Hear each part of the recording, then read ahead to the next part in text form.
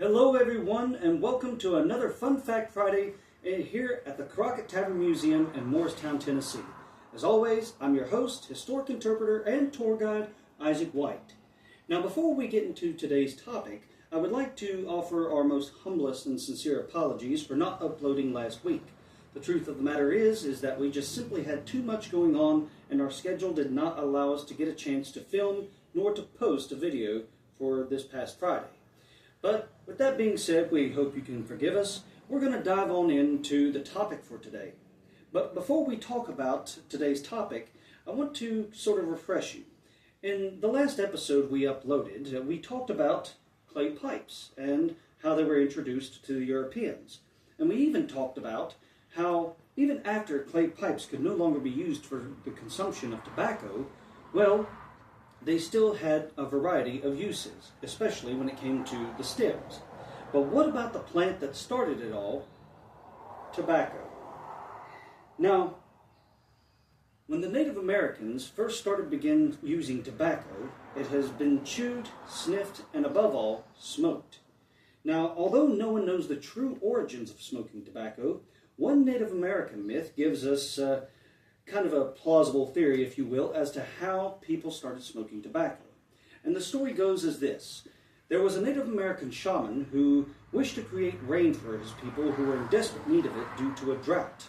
Now, he knew that rain was connected with clouds, so quite reasonably he assumed that if he were to create his own clouds, that he would be able to create the rain his people so desperately needed.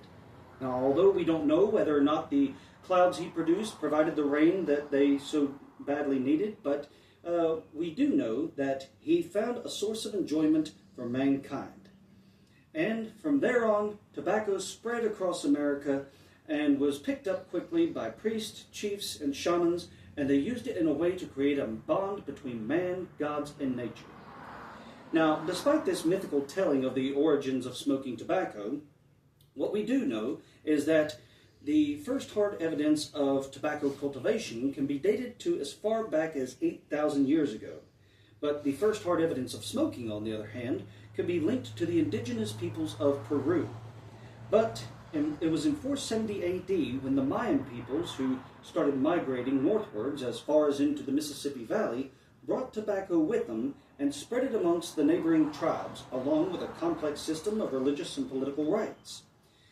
Now, because of that, and the rapid spread of it, by the time that Columbus landed in 1492, it had spread north as far as the Hudson Bay. So it's little wonder that when the Europeans first made contact, they rapidly picked up on the habit, and in turn began to introduce tobacco to Europe. Now, one of the greatest users of tobacco was none other than the 16th century French queen, Catherine de' Medici, who was prescribed tobacco by her physician, Jean Nicot.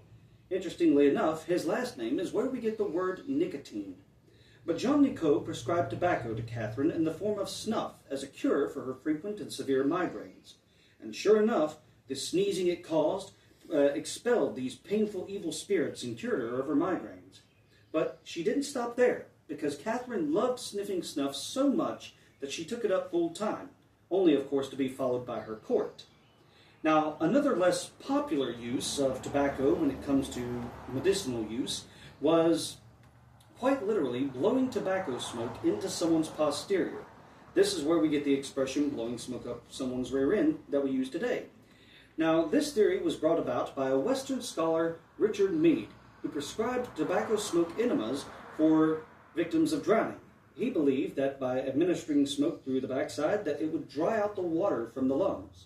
But he didn't stop there, because he also prescribed tobacco smoke enemas for headaches, respiratory illnesses, and a plethora of other ailments. Now, despite the gross and sometimes unpleasant use of tobacco when it comes to medicine, we do see that more commonly than not, the average person was using tobacco as a source of relaxation and enjoyment. But in some cases, it could actually be used to grease the wheels of electioneering, as evidenced by this excerpt from David Crockett's autobiography. And it simply reads as such. I told him that when I set out electioneering, I would go prepared to put every man on as good footing when I left him as I found him on.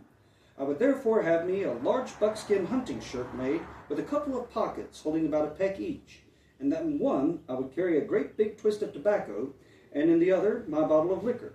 For I knowed when I met a man and offered him a dram, he would throw out his quid of tobacco to take one, and after he had taken his horn, I would out with my twist and give him another chaw, and in this way he would not be worse off than when I found him, and I would be sure to leave him in a first-rate good humor. Well, regardless of whatever anyone was using tobacco for at the time, or even today, we know that within a few short decades, tobacco at that time had spread rapidly from America to Europe, and from there to Asia and Africa. And within a few decades, tobacco had quite literally spanned the globe. Smoking, my friends, had become a part of everyday life. Well, ladies and gentlemen, this concludes our third Fun Fact Friday episode. We thank you so much for following along. And of course, please be sure to follow us on Facebook and our YouTube channel. If you go to YouTube, just be sure to click subscribe and click the bell icon in order to get notifications about when we upload. Now, of course, as always, if you want to show your utmost support, we invite you to come out to the Crockett Tavern Museum.